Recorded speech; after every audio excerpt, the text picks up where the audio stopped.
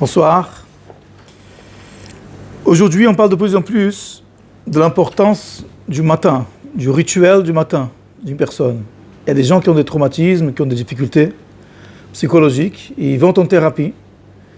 Et le psychologue leur dit, voilà, ils cherchent, et ils voient que quand ils étaient petits,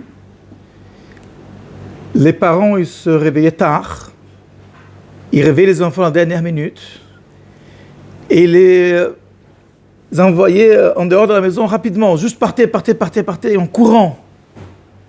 Ça leur a fait une trace dans leur psyché. Ils doivent traiter ça beaucoup plus tard. Il y a une importance que de plus en plus, les gens ils sont conscients que le matin soit une expérience agréable, lumineuse, qu'on prenne notre temps, qu'on se dise bonjour, qu'on puisse avoir un bon moment auquel commencer la journée. Alors aujourd'hui, on va parler de la Parashat Pinchas et comment on retrouve ce concept dans notre vie spirituelle également. L'importance de la première chose, des premiers instants qu'on fait, ce qu'on fait, la façon comme on fait, le matin très tôt. Donc, Parashat Pinchas, c'est la parasha où le chapitre 28 apparaît l'offrande quotidienne que les enfants d'Israël doivent apporter dans le tabernacle, dans le désert, dans le sanctuaire, à Jérusalem, une offrande au nom de tout le peuple juif, un mouton le matin, tôt, avant l'ouverture de tout autre service, et un mouton vers le soir, qui correspond aux deux tefilot de Shacharit et Mincha qu'on fait aujourd'hui. Et il est appelé Korban Tamid, littéralement le sacrifice ou l'offrande perpétuelle. Et Rabbi Chaim Ben Attar, le Or HaChaim HaKadosh, dont la Iloula on commémore ce soir, le 15 Tammuz, il pose une question très simple. Si on prête attention au récit de la Torah, tout de suite on est interpellé. On sait que les mitzvot de la Torah ont été donnés notamment dans Sefer Shemot, les 10 commandements, les mishpatim, ensuite les mitzvot liés au Beit HaMikdash, au Kohanim, dans Trouma, Tetzavé, Vaikra, on parle de la kashrut, on parle de mariage, de relations autorisées, interdites, Parashat Kedoshim, tu aimeras ton prochain comme toi-même. Donc l'essentiel des mitzvot, y compris ce qui se fait au Beit HaMikdash, les korbanot, les sacrifices, les offrandes, sont énoncés dans Shemot, Vaikra. Bamidbar, c'est déjà plus un livre d'histoire. C'est ce qui s'est passé dans le désert, la rébellion des Korah, la rébellion des explorateurs, la mort de Myriam, ce qui Moshe Rabbeinu a été puni de ne pas rentrer dans la terre d'Israël parce qu'il a frappé le rocher au lieu de lui parler. Voilà ce qui s'est déroulé dans le désert.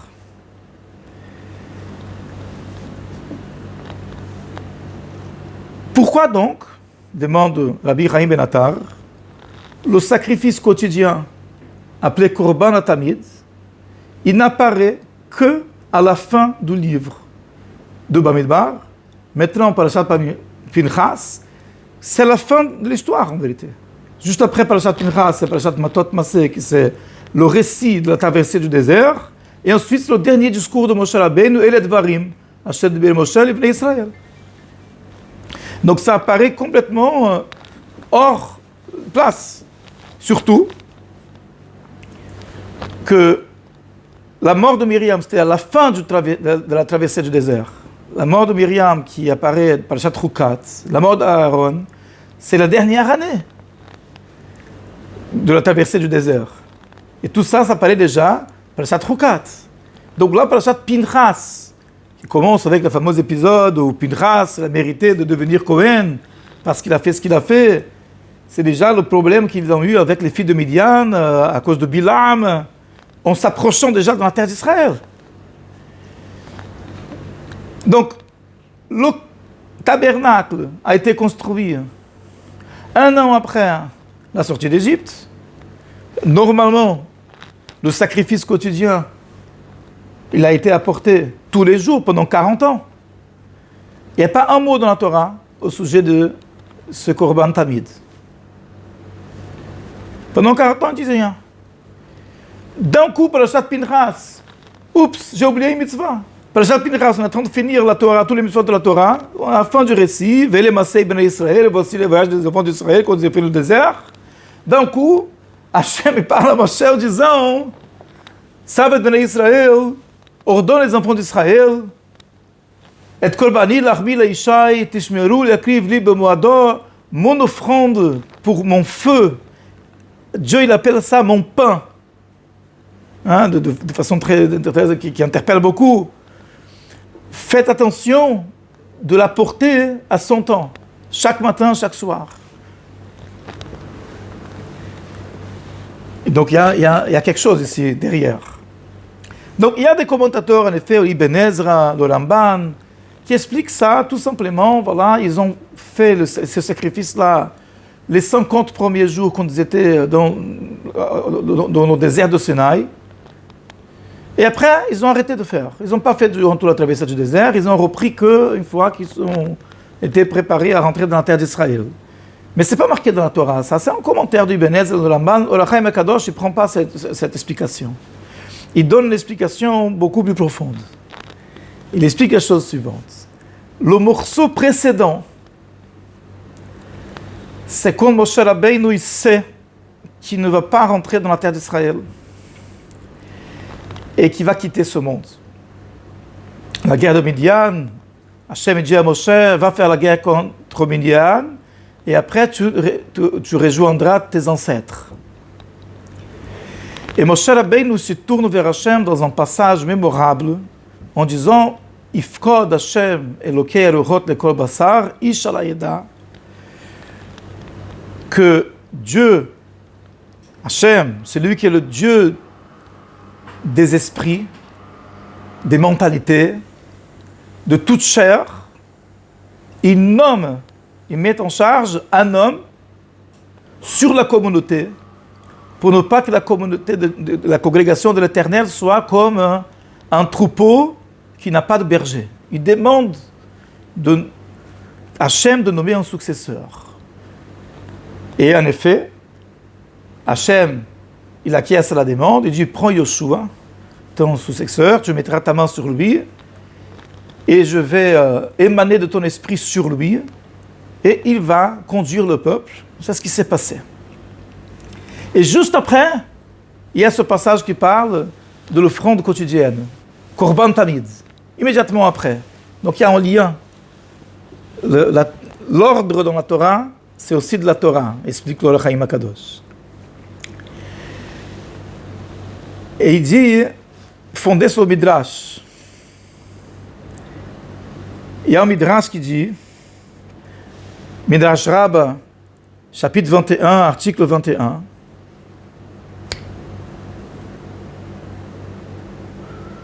ou plutôt le Midrash Sifri,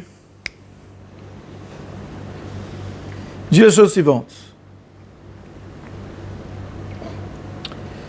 Cela ressemble à une reine qui était sur le point de quitter ce monde. Elle était sur son lit de mort.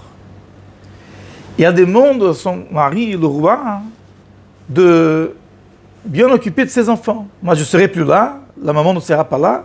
Elle demande au roi, le mari, fais attention aux besoins des enfants, prends-les en charge, occupe-toi d'eux. Et le roi répond à son épouse, au lieu de me demander, de me donner des commissions à moi de m'occuper de mes enfants, ne t'inquiète pas pour moi, moi je m'occuperai de mes enfants.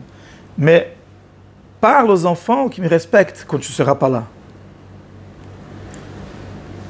De la même façon, à Kadosh Baruch Hu, quand Moshe Rabbeinu il s'est inquiété pour le peuple d'Israël, il faut nommer quelqu'un à la place, il ne faut pas que la congrégation reste comme un troupeau sans berger. À Kadosh Baruch Hu, il dit, Savet Bnei Israël, ואמרת עליהם, את קורבני לחמי לאישה, תשמרו להקריב לי במועדו.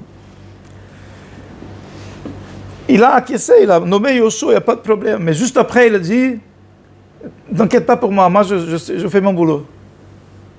Mais quand tu ne seras pas là, Moshe, quand la reine n'est pas là dans l'image du Midrash, ce qui est inquiétant, c'est comment les enfants d'Israël ils vont se comporter envers moi. Quand tu étais là, tu mettais un peu d'ordre. Tu étais Moshe Rabbeinu. Tu étais là, tu étais un leadership spirituel. Mais tant que tu vas disparaître physiquement, la crainte, c'est pas que moi je délaisse le peuple, c'est que le peuple me délaisse à moi. Et donc, dis-leur de me respecter, de ne pas se rebeller contre moi, de ne pas me mépriser.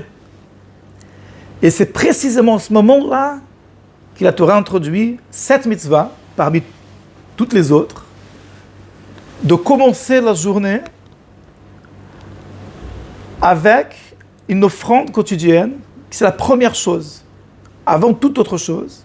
Et d'ailleurs aussi de finir la journée, après le service de toute la journée, avec une autre offrande qui correspond à la tefila de Mincha. C'est comme si cet ordre-là était nécessaire dans un moment d'obscurité spirituelle, lorsqu'il y a danger spirituel, lorsque la figure de Moshe Rabbeinu n'est plus visible à l'œil nu et que le peuple peut s'égarer facilement, Akadosh Baruch Hu demande à Moshe ce qui va garantir ce lien qui reste perpétuel, tamid.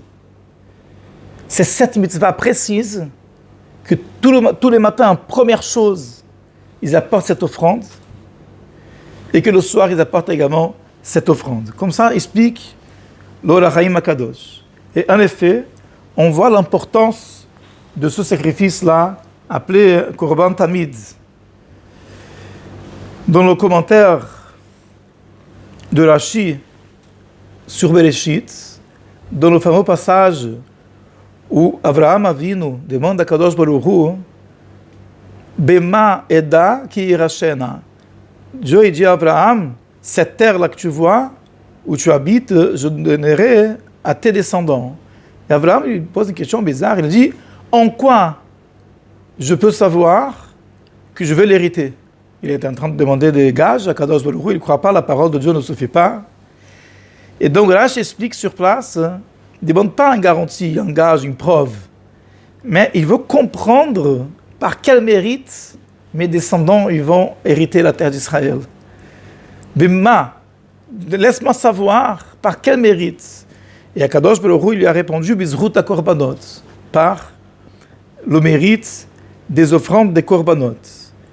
Il y a dans la Gemara Sota un récit d'une période sombre de l'histoire du peuple d'Israël, lorsque deux enfants d'une reine tzadeket, descendante de Hashmonaïm,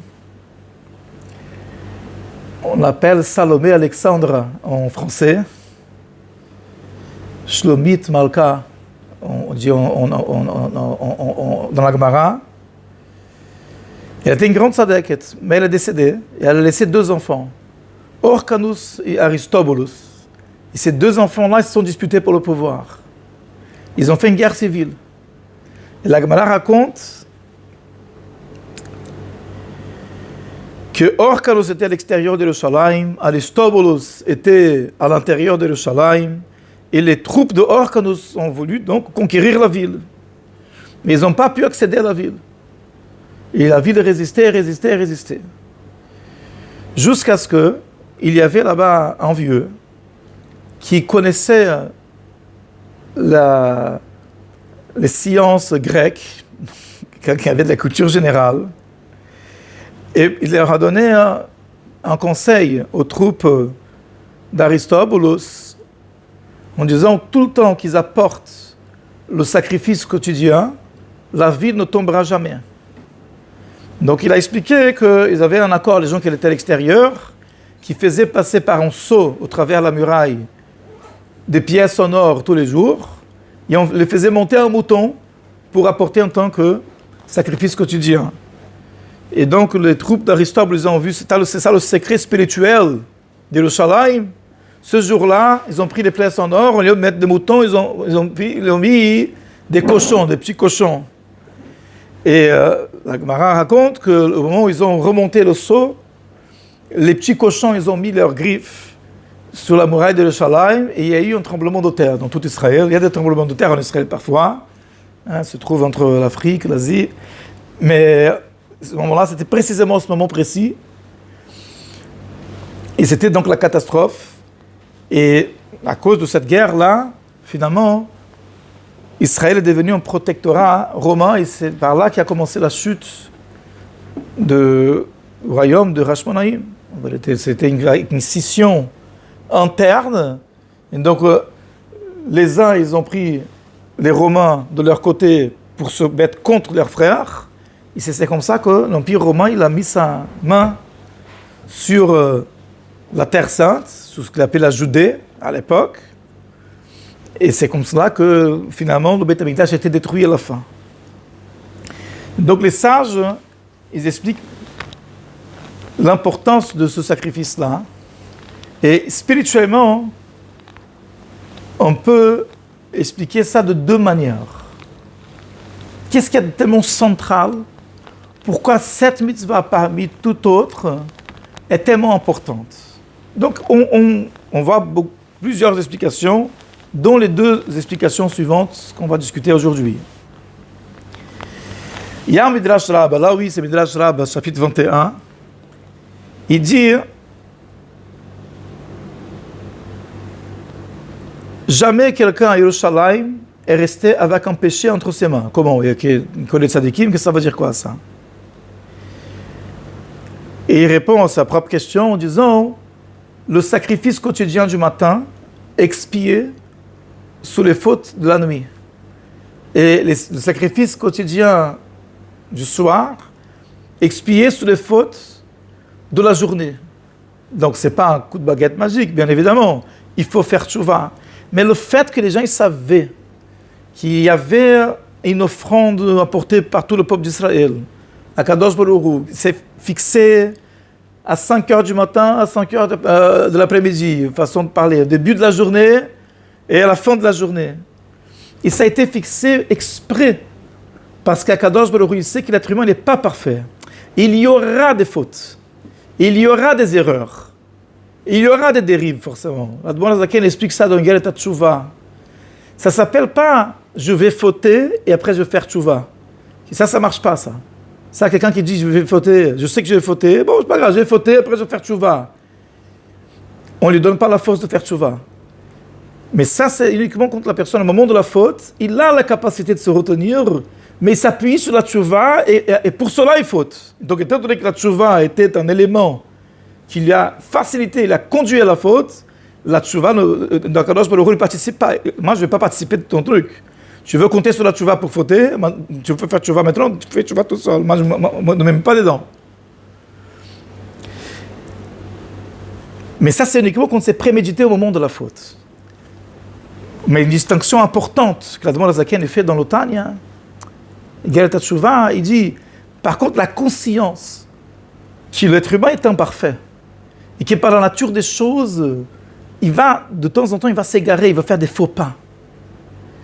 Et donc, Akadosh Baruch Hu instaure un sacrifice tous les matins pour expier toutes les fautes de la nuit et à la fin de la journée, expier toutes les fautes de la journée, en sachant, je sais qu'il y a des erreurs.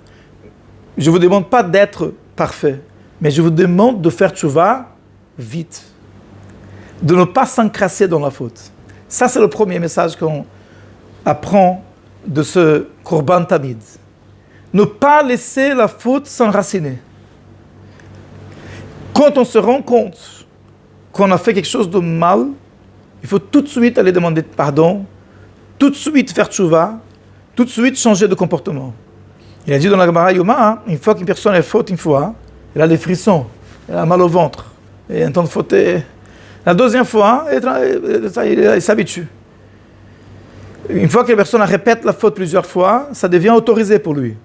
C'est pas que c'est autorisé vraiment, mais dans son sentiment, il ne ressent plus l'interdit, la culpabilité. C'est pour ça qu'il ne faut pas laisser les choses mauvaises s'enraciner. Il faut tout de suite faire tchouva. C'est pour ça qu'Akadosh Baruch Hu, il a fait ce système. Dans sacrifice tous les matins, tous les soirs, Shacharit le matin, Mincha le soir. Quelle personne demande cela, là on a venu kiratan, on demande pardon, on fait tchouva, Shivé, on a venu le telotecha. Parce qu'on est conscient qu'on faute souvent. On est conscient qu'on est imparfait. Mais par contre, il faut toujours se rattraper et rattraper vite. Pas laisser pourrir la situation. Rabbeinu Yona, dans son classique Sharei Tchouva, les portiques de la Tchouva, il dit ceux qui traînent pour faire Tchouva, qui vont faire Tchouva, prennent leur temps, c'est uniquement les gens qui ne sont pas habitués à l'étude de la Torah. Mais les gens qui sont versés dans la Torah, qui sont dans l'esprit, qui connaissent comment ça marche, tout de suite, ils veulent se débarrasser de la faute rapidement, pas laisser traîner longtemps. Et le rabbi, dans une lettre, Igeret HaKodesh, il écrit à quelqu'un, dans une guerre, c'est plus facile de la vaincre au début. Au début de la guerre, la première attaque, paf, on gagne. Parce que si on laisse l'ennemi se renforcer, et ça prend du temps, et ça traîne, comme on voit bien en Iran ce qui s'est passé, ah ben ça devient compliqué. Avec le Yetzer Hara, c'est pareil. Il faut tout de suite se mettre, se débarrasser de la faute, comme parfois c'est lui qui gagne parfois, c'est lui qui donne un coup. Tout de suite réagir et se débarrasser de ça. Une fois que c'est resté, ça devient plus compliqué. Et le rabbi cite un morceau du Zohar. Intéressant. Maquet Parashat Kedoshim, Mipnei Seiva Takum. Littéralement, devant la vieillesse, tu vas te lever. Maintenant, en hébreu, ça peut se lire avant que ça vieillit, lève-toi. Avant qu'on te fait une faute, avant que la faute fasse des cheveux blancs, elle s'enracine, lève-toi tout de suite, débarrasse-toi de la faute, secoue-toi de la saleté avant que ça s'encrasse dans tes habits. Dans le langage du Zohar, c'est Mizdaken bo Yetzer Hara. Le Yetzer Hara devient vieux. Et là, c'est plus compliqué, il s'installe. Alors, avant que ça arrive, avant qu'il s'éva, avant qu'il vieillisse, jette-le dehors. Et ça, c'est le sujet de Korban HaTamid. C'est la première chose quand on apprend le Korban HaTamid. Toujours être en train de se remettre en question, toujours être en train de demander pardon à Kadosh Baruch Hu, de demander pardon à ceux à qui on a causé tort. Dès qu'on se rend compte qu'il y a quelque chose qui ne va pas, ne pas traîner. Il y a un commentaire de la vie de Jonathan Eibschitz sur le psaume 51. Le psaume 51, c'est quand David Ameler, il demande pardon à Hachem pour la faute qu'il a commise avec Bathsheba. Et c'est un psaume très dramatique. Et il dit aide-moi à purifier mon cœur, j'ai fauté, et devant toi, Hachem, il éprouve du remords, etc. Donc c'est un psaume quand même qui finit bien, mais qui est très intense. Et le Ari HaKadosh l'a instauré dans le Kriyat Shema Shalamita, les Sidurim qui sont organisés selon les prescriptions du Ari HaKadosh, comme les Sidurim Sfaradim, le Sidur d'Admor HaZaken. Dans le Kriyat Shema Shalamita, il y a ce psaume 51, ainsi que le Tikkun Chatzot. C'est des moments de réflexion, de remise en question, on réfléchit ce qu'on a fait dans la journée, ce qui n'était pas bien. On demande pardon, justement pour ne pas aller dormir avec la faute. On demande à Kadosh Baruch Hu pardon avant. Rabbi Jonathan Eibschitz s'est dit, en regardant le contenu de ce psaume, c'est bizarre que le titre il soit L'Amnatser Mizmor le David. Au chef de chantre, c'est un chant pour David. Un chant. Ça doit être des lamentations, des keynotes, comme à Tisha B'Av. Pourquoi attends de chanter? Parce qu'il chante tellement. Il attend de faire une bêtise énorme. Tu as payé toute ta vie maintenant. Il attend de chanter en plus. Et donc le chant, Rabbi Jonathan Eibschitz dit, c'est le fait que à Kadosh Baruch Hu, il a tout de suite envoyé le prophète Nathan pour qu'il se rende compte de sa faute, et immédiatement David Ameler a dit j'ai fauté. Qu'est-ce que je peux faire pour réparer ça? Et donc il remercie Hachem de ne pas s'être enfoncé dans son erreur. Et une deuxième explication spirituelle à ce importance du sacrifice quotidien, c'est ce qu'on a dit au début, l'importance des premiers instants d'une journée. Le Baal Shem Tov l'explique au sujet de ce qui est dit dans le Shulchan Aruch, chapitre 89, qu'il ne faut pas aller papoter avec ses copains, aller leur dire comment ça va avant la tefila. Si on croise quelqu'un, on dit bonjour, normal. Quelqu'un qu'on connaît, on dit bonjour. Mais les premières choses de la journée, c'est que c'est la tefila. Première chose de la journée, c'est le Birkat HaShachar, c'est le tefillin. On commence avec quelque chose de kedusha. On commence avec la tefila. Pourquoi?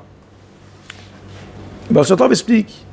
Parce que les premiers actes de la journée, ce n'est pas simplement les premiers, ils sont la graine de tout ce qui va se produire durant toute la journée. Ce qu'une personne a fait dans sa journée, c'est une séquence, une chose enchaîne une autre. Et donc l'acte postérieur, il est fondé sur l'acte antérieur, précédent. Donc, quand on ouvre la journée, on s'attache à Kadosh Baruch Hu, on se donne à Kadosh Baruch Hu complètement, ça va nous apporter une force pour toute la journée. Donc, c'est la raison pour laquelle la première chose qu'on dit dans la journée, et la première chose qu'on pense dans une journée, et la première chose qu'on fait dans une journée, donc et la pensée, et la parole, et l'action, doivent être pour Kadosh Baruch Hu. Et c'est la raison pour laquelle, avant même de faire Netilat Yadayim, dès qu'on se rend compte qu'on s'est réveillé, on dit Modé ani lefaneh, Hamel echai vekayam, je te remercie, roi, vivant, existant, qui tu m'as rendu ma neshama. On commence avec un remerciement, avec quelque chose de positif, même avant de demander quoi que ce soit, même avant de ressentir le besoin ou ce qui ne va pas. Voilà, on est vivant. Kadosh Baruch Hu nous a donné la vie. La vie, c'est quelque chose qui lui appartient. Et il nous prête. Et voilà, il m'a rendu la vie. Donc je remercie. Donc ça commence positif, en reconnaissant quelque chose de bon. Ça commence avec des propos de reconnaissance, de soumission à Kadosh Baruch Hu. Il sait quelque chose de kedusha. On reconnaît à Kadosh Baruch Hu comme notre roi. Après, tout le reste de la journée va être renforcé, va être soutenu par ses premiers propos. Et non seulement le premier propos, mais la première pensée également. Et le premier acte. Le premier acte, on fait une Netilat. Quand je dis Modéani, les gens qui font ça avec les mains, on baisse la tête. Une façon de dire Modéani, c'est un acte aussi. On fait une Netilat juste après. Et il y a des sondages qui disent aujourd'hui, l'homme moderne, occidental, la première chose, il se lève, il prend le portable. Et pas pour regarder le cours de Torah, forcément. Il va les news. Qu'est-ce que Trump il a dit aujourd'hui? Quelle a une nouvelle parade? Parfois, c'est des mauvaises nouvelles. En tout cas, des choses profanes. Ce n'est pas l'essentiel. Une personne doit ancrer sa journée dans l'essentiel. Et à Kadosh Baruch Hu m'a rendu la vie, je remercie. Et après, tout ce qui va se passer dans la journée va être influencé par cela. Il y a une histoire d'un homme appelé Nachman Stirlerman. Ses parents, c'était les premiers à ouvrir un magasin supermarché kasher à Crown Heights, dans le quartier du Rabbi, au début des années 50. Et donc lui, après l'école, il faisait les livraisons, il aidait ses parents. Et donc il livrait entre autres la mère du Rabbi, la Balit Chana, dans son appartement, 1414 President Street. Et elle le recevait à chaque fois gentiment, elle a donné un verre de lait, elle demandait de raconter sa journée. C'était une femme très bienveillante, très intelligente, elle était seule, son mari est mort en exil à cause des communistes en 1944. Et quand il est arrivé à l'âge de 18 ans, il se préparait à aller à l'université, college, comme on dit aux États-Unis. Parfois, il reste dans le campus. Il y a une minorité de juifs. Donc, il savait qu'il se préparait pour une période de sa vie où l'accomplissement de mitzvot, ça serait un défi. Donc, il a décidé de prendre une tefila par jour une prière par jour, où il va se renforcer, il va se concentrer, et ça va être la base de son attachement à Dieu, ça va lui renforcer dans tout le reste. Mais il voulait choisir une prière, parce que tout c'est compliqué. Donc il va choisir une prière pour mettre l'accent. Donc il a demandé à la Banit Hana quelle est la prière que le rabbi préfère. Son fils, le rabbi, il préfère parmi toutes les prières. Donc la Banit a répondu, je ne sais pas. Je n'ai jamais posé cette question. Mais étant donné que le rabbi allait le voir sa mère tous les jours, et donc elle dit, bon, je vais me renseigner, je te dirai. La prochaine fois qu'elle est venue faire une livraison, elle a dit, j'ai vérifié, voilà, le rabbi a dit, c'est Modé Ani Lefanecha. La prière que le rabbi préfère de toutes les prières, c'est Modé Ani Lefanecha. Et c'est cette notion-là. La première chose qu'on fait dans la journée, c'est la racine, ça va donner le ton, ça va donner le là pour tout ce qu'on va faire le reste de la journée. Et c'est comme cela que, dans les côtés Sirot, dans le 3e tome, le rabbi explique le nom de la mitzvah est Korban Tamid. Tamid veut dire perpétuel, alors qu'il n'est pas perpétuel. C'est une fois le matin, une fois le soir. Donc il y a d'autres mots en hébreu biblique pour dire c'est le sacrifice sadir, kavou, quelque chose qui est, qu'on dit en français, quotidien, régulier, constant. C'est pas le mot qui a été choisi. Le mot c'est tamid. Tamid veut dire toujours. Comment toujours? C'est pas toujours. Donc l'explication que le rabbi donne, c'est que la journée d'une personne est composée de nombreux détails. Et beaucoup ne sont pas dans la kedusha. Ils sont liés avec sa survie matérielle, sa parnassa, sa santé, son loisir. Il s'occupe de son existence matérielle. Beaucoup de choses qui sont profanes qu'il fait durant la journée. Mais quand la journée elle commence avec une offrande à Kadosh Baruch Hu, alors tous les actes de la journée sont la suite de cette relation qu'on a entendue avec Akadosh Baruch Hu au début de la journée. Et donc du coup, l'offrande elle est perpétuelle. Elle n'est pas qu'au moment où on l'offre, mais tout le temps, on reste dans cette fréquence-là, comme il est expliqué dans une annotation du rabbi, au fond de choses, il n'y a que nous-mêmes et Akadosh Baruch Hu en face de nous. Et tout le reste qui arrive, c'est Hachem nous envoie des choses, comment est-ce qu'on va le servir? En s'éloignant de ce qui est mauvais, en faisant ce qu'on est censé faire, mais en vérité, on doit voir les choses, il y a Hachem devant nous et nous. J'ai mis Akadosh Baruch Hu devant moi tout le temps. Et en commençant par le mot Ani, et d'ailleurs, quand le rabbi a écrit son premier livre qui est sorti en 1943, qui c'était un recueil des proverbe de son beau-père, le Rabbi Yosef Yitzhak, va être lu chaque jour, sur ce calendrier hassidique, appelé Ayom Yom. Pour le jour de 11 Nissan, c'est le jour de son anniversaire, il a parlé de ce sujet-là, de Modé Ani. Attends, je dis Yud Dalef Shvat, je pense. Bon, c'est une date qui est importante pour le Rabbi. Je pense que c'est 11 Shvat, c'est finalement le jour où il est devenu rabbi. C'était 7 ans avant, mais voilà, chez les tzadikim, le temps, il ne fonctionne pas comme pour nous. Le Ayom Yom, du jour où le rabbi a pris, finalement, plus tard, sa fonction, en tant que chef spirituel, il dit que le mot Déani, c'est la première chose qu'on dit la journée, même avant de s'être lavé les mains, parce que toutes les impuretés du monde ne seraient souillées, le mot Déani dans le juif. Et donc il y a une centralité en effet dans cette fila de Modéani, justement parce qu'elle est la première chose de la journée. Et cela est vrai aussi dans la vie d'une personne, dans l'éducation qu'une personne reçoit.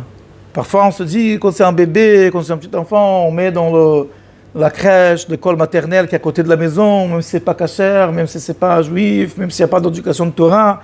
Après, quand il va grandir, il va aller à Yeshiva, il va à l'école, là, je vais l'envoyer là où il faut. Mais quand il est petit, qu'est-ce qu'il prend déjà?